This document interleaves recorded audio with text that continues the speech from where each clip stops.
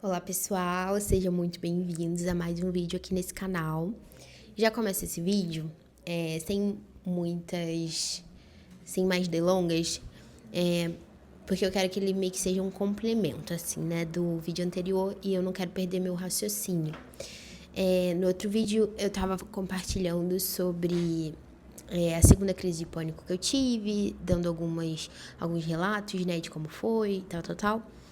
E nesse vídeo eu queria falar sobre desrealização. Eu não sei se você já ouviu falar sobre isso, esse termo, né? Algumas pessoas usam ele, na verdade, como complementar a desrealização e dissocialização. Eu não sei se eu tô falando a palavra certa. Mas por que eu tô falando sobre isso? Vou explicar para vocês. Como eu já disse anteriormente, né, eu sou uma pessoa que busca, né, eu busco me autoconhecer, busco entender as coisas que eu tô sentindo. Eu sempre tento trazer à memória, assim, né, coisas que eu já vivi na infância, sentimentos, e vou anotando, né, vou tentando fazer alguma ligação, assim, de uma coisa com a outra. Só para me autoconhecer? Não.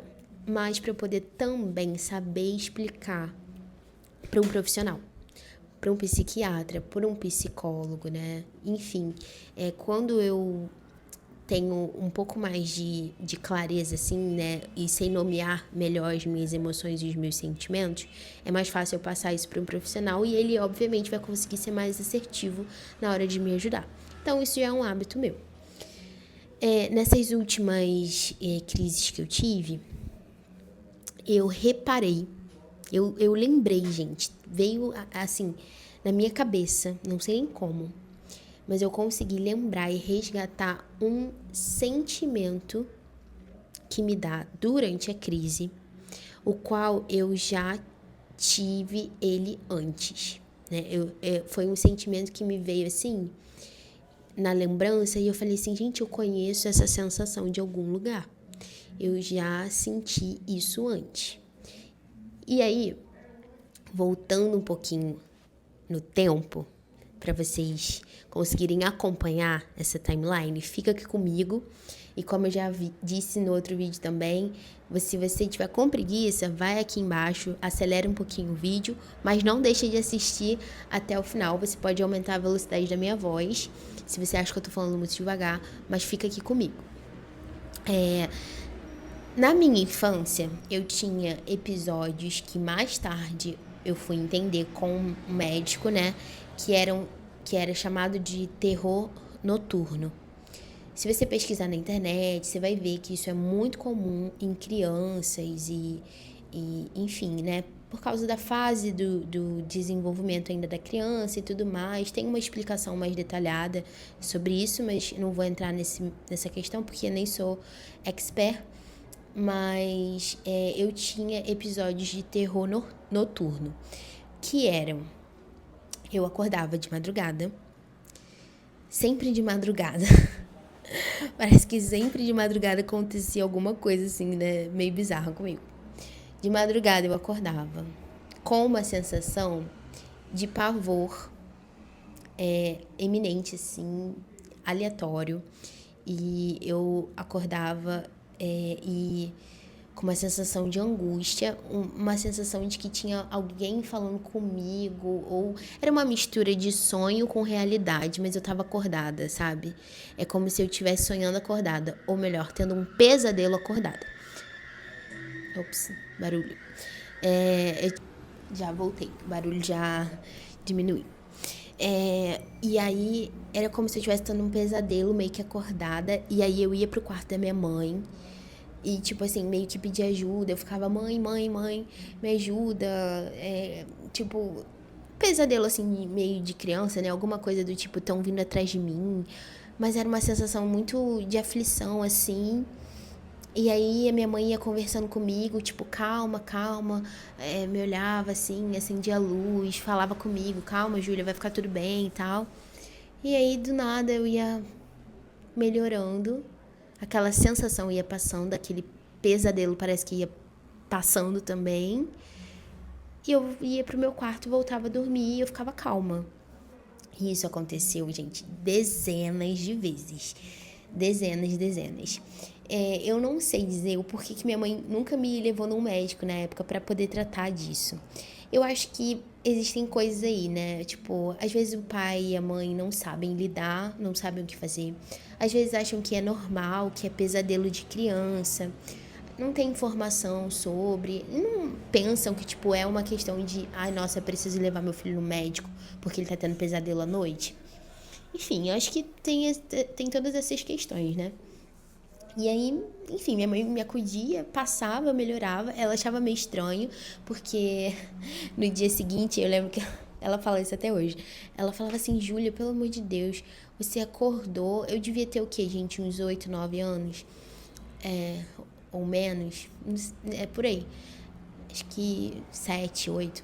E ela falava assim, nossa, você foi até meu quarto ontem com o olho arregalado, sua pupila tava enorme. Eu ficava falando com você, você parecia que tava em outro planeta. E depois de nada você melhorava. E esse era o relato dela. E aí ela me perguntava, você lembra? Você sabe o que que é? Eu falava, mãe, eu lembro.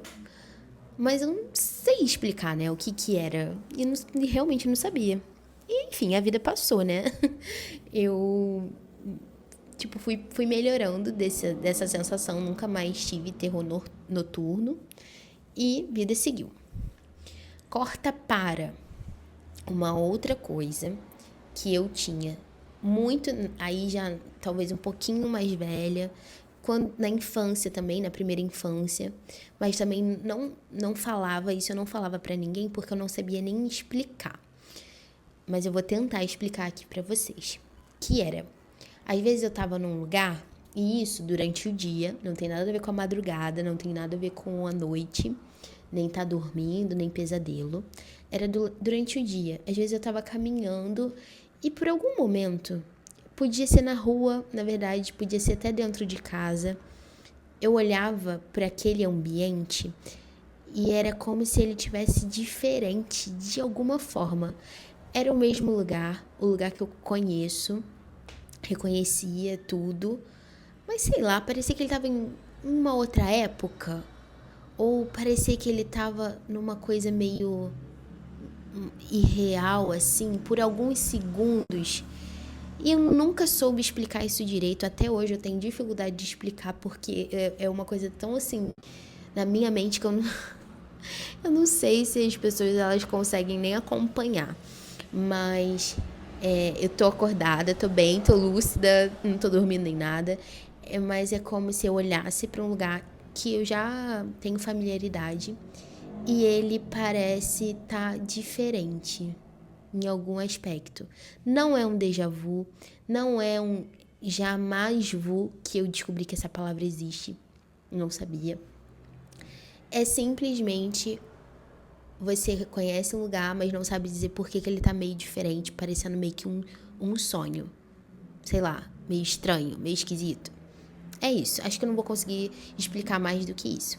E isso acontecia frequentemente, eu andando na rua, eu indo no shopping, na casa de alguém, num bairro, lugares que eu já conhecia. E ficava alguns minutos assim. E aí eu meio que fazia uma força, sabe? Uma coisa assim meio, ai, que coisa estranha. Quero voltar ao normal. E aí eu meio que voltava. Acho que não só pela força de, tipo assim, mentalizar, ai, tipo, sai sensação estranha, mas porque simplesmente meu cérebro conseguia meio que voltar ao normal daquela sensação. Isso me incomodava muito, muito, muito. Porque, afinal de contas, eu não queria sentir essa sensação de estranheza.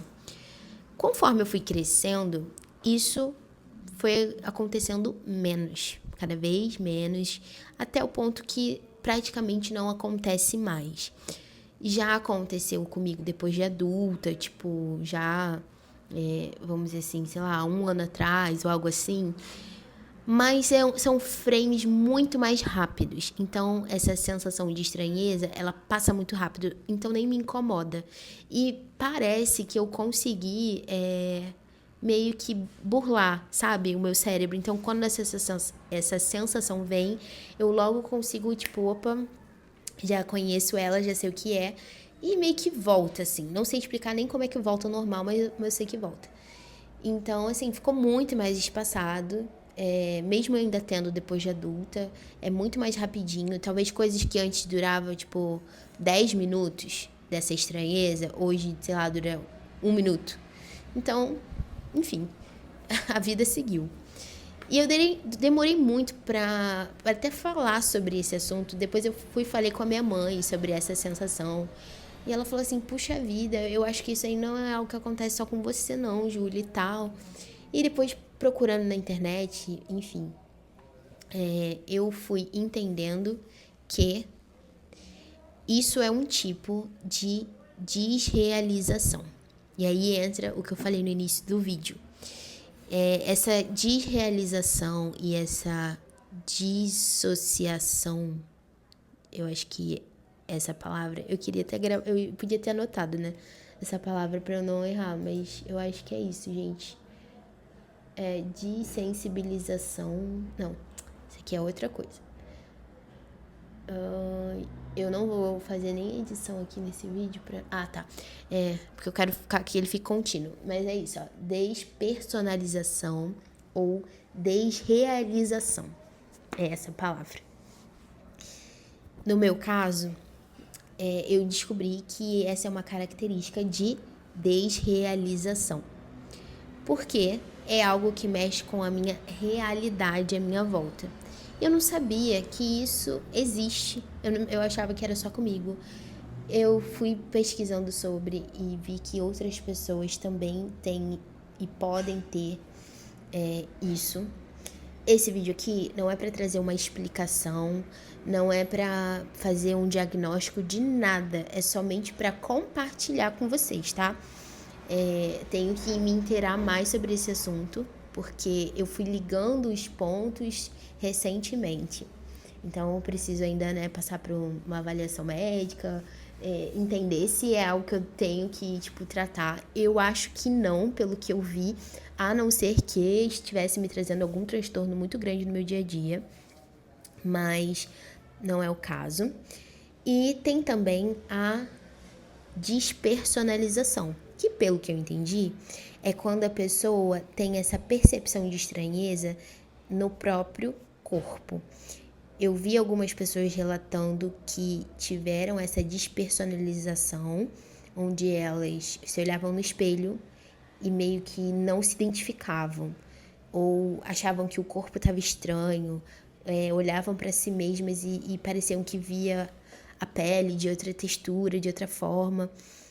Eu acho que, pelo que eu entendi, né, com o relato das pessoas, essa despersonalização tem mais a ver com a forma dela se enxergar. Algumas pessoas falavam que se enxergavam fora do corpo delas. Enfim, gente, o cérebro é uma coisa bizarra, de complexa. Então, assim, é coisa que a gente às vezes acha que é coisa de filme, ou que, tipo assim, nossa, isso é impossível, ou a gente nunca acha que vai acontecer com a gente, mas existe. E uma observação muito importante, e isso aí eu vi um médico falando, que ter isso, essas duas coisinhas, né? A despersonalização ou a desrealização não significa que você está enlouquecendo. Apesar de ser uma sensação bem parecida de estar meio maluco. Mas não tem a ver com nada, não tem a ver com esquizofrenia, não tem a ver com alucinação, não tem a ver com nenhuma coisa do tipo assim, tô ficando maluco, ou a pessoa que sente isso é maluca. Não é sobre isso. Até porque em todo momento que você, se por acaso você sente ou já sentiu isso, você tá lúcido, você tá em consciência do que tá acontecendo. Você não tá fora da realidade. Você só não sabe identificar o porquê dessa estranheza. Mas é um mecanismo complexo do cérebro que a gente precisa entender melhor, né? Acho que a vida inteira a gente passa tentando entender melhor o nosso cérebro. Mas queria deixar isso claro, né? Para as pessoas não associarem a isso a uma coisa tipo, a pessoa tá ficando maluca. Não é isso, gente. Não é isso. É o nosso cérebro que ele é extremamente estranho mesmo. E agora, assim, para tentar fechar esse vídeo, eu queria trazer uma outra coisa, que é Na minha infância, eu tinha esse terror noturno. E eu ainda não entendi, tenho que procurar saber, confesso, né, um pouco mais pra entender. Se quando eu era criança era terror noturno ou já era uma crise de pânico. Por quê? Eu vou explicar pra vocês. Lembra que no início do vídeo eu falei que tinha uma sensação parecida? Acho que eu falei. Se eu não falei, tô falando agora. Quando eu tenho a crise de pânico, eu percebi que existe uma sensação muito parecida com a que eu tinha quando eu tinha o terror noturno na minha infância. Ai, gente, desculpa, eu consegui ajeitar minha luz aqui, que tinha acabado na hora que eu tava gravando.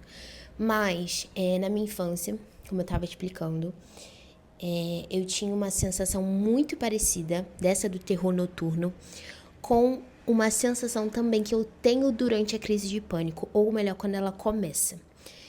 E eu vou tentar também explicar pra vocês, porque é uma coisa que eu também nem sabia que era possível, mas eu descobri que existe. Um dos gatilhos que eu tenho quando eu tô com pânico e pesquisando um pouco sobre, né, que vai ser outra coisa que eu tenho que levar pro médico, mas enfim, gente, como eu falei, isso é só um vídeo de relato, não de diagnóstico. Eu tenho uma percepção, vê se vocês conseguem me acompanhar. Sabe aquele barulhinho que fica no nosso ouvido, aquele zumbidinho do silêncio? Que quando você pesquisa na internet, né, você entende que é o barulho do nosso próprio organismo em funcionamento, né? Aquele zumbidinho que a gente tem do silêncio, quando você tá num lugar muito silencioso, às vezes no seu quarto, antes de dormir, quando você vai ler um livro e o lugar tá bem silencioso, você percebe um chiadozinho bem lá no fundo, assim, do silêncio. O meu cérebro, ele aumenta essa percepção desse chiado absurdamente quando inicia minha crise de pânico. Então, é como se esse chiado, ele ficasse cada vez mais alto, e mais alto, e mais alto, a ponto dele me causar uma estranheza tão absurda que meio que culmina ali junto com a crise de pânico em algo está muito errado. Ou, tipo assim, o que está acontecendo? Tô fora da minha realidade? Por que esse zumbido que estava tão baixinho, ele tá aumentando absurdamente? E essa sensação, durante a crise, ou quando ela inicia, já agora adulta, era uma sensação que eu tinha também na infância. Essa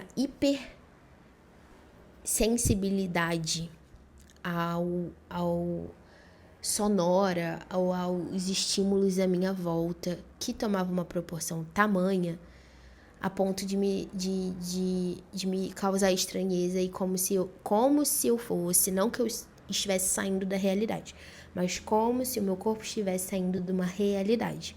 E aí, imagina, você não tá se sentindo bem. Você começa a sentir uma coisa estranha, você realmente percebe, eu não estou bem. E aí vai desencadeando vários sintomas.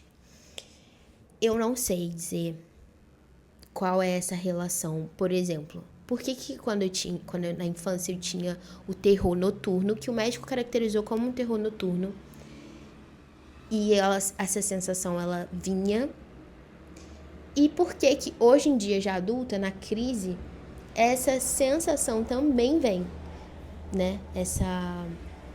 Não sei nem se a palavra certa é sensação, né? Enfim, esse sintoma vem. Eu não sei dizer qual é a correlação, mas eu sei que ela é igual. Então, esses dias eu tava lendo um livro no meu quarto, e por isso até que eu dei o exemplo, né, do silêncio, quando você tá no quarto lendo alguma coisa.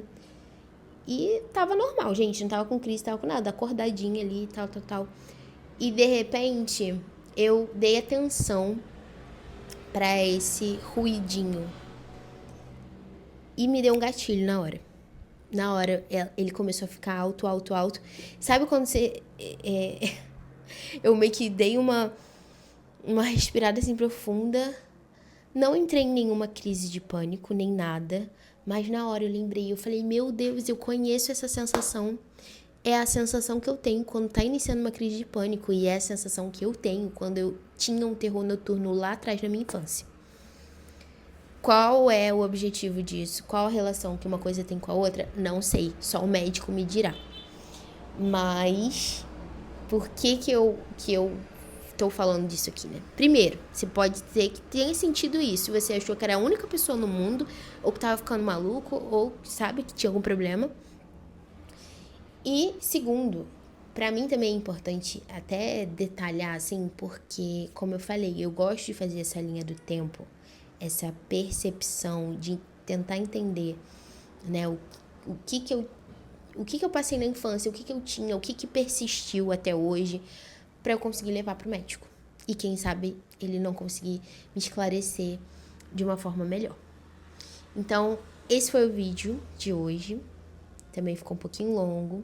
Tentei traçar aqui uma timeline, né, do que aconteceu e desse surpreendente novo sintoma, ou dessa surpreendente nova característica que eu tô descobrindo na minha vida. Mas, no fundo, saber mais sobre isso, de certa forma, me deixa até melhor, sabia? Porque me traz um certo consolo, assim, do tipo assim, cara, você é um ser humano. E que bom que você consegue descobrir coisas, né, ao seu respeito. Coisas que parece que não tem explicação, coisas que parece que você que tem um problema, que você é o problema, ou você tem algum defeito. Mas tudo tem uma lógica, né, uma razão. Então, acho que isso ajuda, de certa forma, nesse processo de tratamento de tudo que refere, né, de tudo que é referente à saúde mental. Então, é isso. Se você se identificou, se você conhece alguém, deixa aqui nos comentários, curte esse vídeo, encaminha ele pra alguém e se inscreve aqui no canal pra você acompanhar mais vídeos sobre esse, tá bom? Beijos e até a próxima!